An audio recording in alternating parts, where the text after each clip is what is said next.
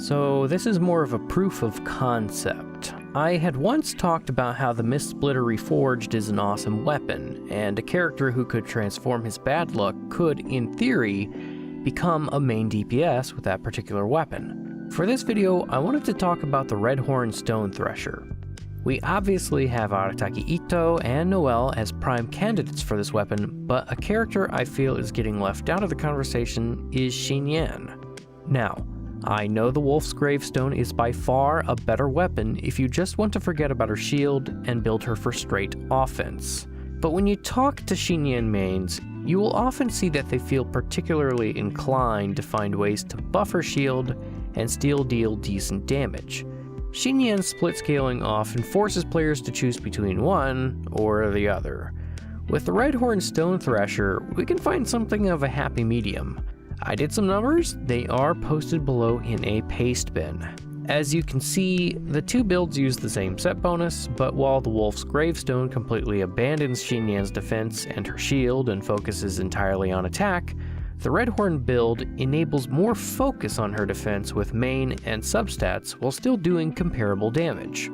In instances with C6 Xinyan in particular, the often used spin to win technique yields more damage with the Redhorn than Gravestone. This does mean their damage is pretty much even throughout the full combo, but it does allow Redhorn users to skip Xinyan's clunky 4th hit and prioritize dash canceling for better combat flow and damage over time. The saddest drop-off in damage is Xinyan's Burst. At Constellation 2, this attack will always crit, and the damage of the Gravestone far outclasses that of the Redhorn. So I'd say an average damage all around, the Gravestone wins. However, when it comes to Genshin, we tend to prefer building all our DPS characters as glass cannons. With the Redhorn, we don't have to do that. With better defense, Xinyan's shield holds up to more scrutiny, she doesn't have to worry about enemy attacks breaking it prematurely, and she's less prone to interruption. If you're a Xinyan main who prefers putting some emphasis on Xinyan's shield, then this still seems like a much better option because even though you are missing out on some damage, the numbers are still fairly impressive. The difference in their performance is only going to really show with in-game content like the Spiral Abyss or extreme challenges and events. Personally, as a Xinyan main myself, I do prefer this option. It isn't perfect, but it does free up Zhongli for another team, and I won't feel like my current team without him is unprotected. Would I recommend telling everyone in the world to pull for this weapon right now to build Xinyan with the Xinyan Main's preferred building method in mind?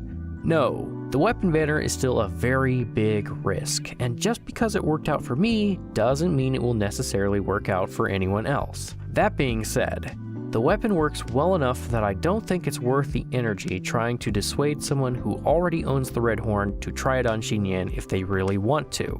The Wolf's Gravestone is good on many characters who prefer less niche mechanics and are far more attack oriented. And if the Redhorn is all they really have as far as 5-star weapons go, it does outperform many 4-star options. Again, this is not the best fix, nor is the weapon banner something I encourage, but I have seen a lot of Xinyan mains happily discussing this weapon and having pulled it already, so I thought it wouldn't hurt to put this video out there to say yes, it works.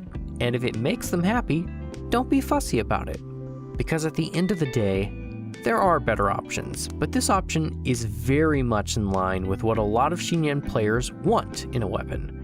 As far as 4-star characters go, Xinyan can go from burst DPS status to sub DPS status fairly easily while still being allowed to focus on her shield. And I think that's amazing. The one other interesting aspect of using this weapon with Xinyan is that it opens up a new, unlikely teammate. It's odd enough seeing Xinyan getting her very own story in Inazuma, but it seems as though she fits in rather well.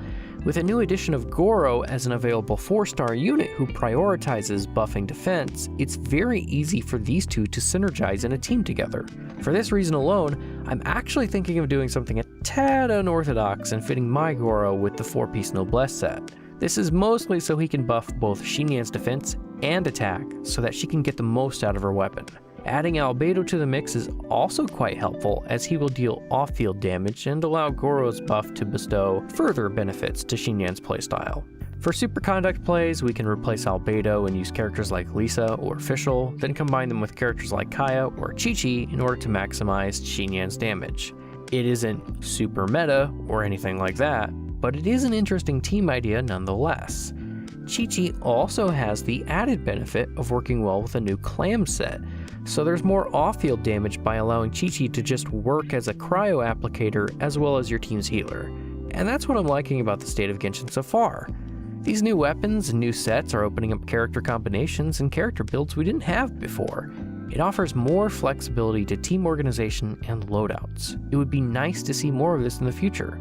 Well, anyway, this was just a little ramble about our girl Xinyan, a look into the minds of the people who play her, and the interesting applications with the new weapon. If you've made it this far in my ramblings, thanks for listening. I hope to see you again real soon, so until then, stay tuned.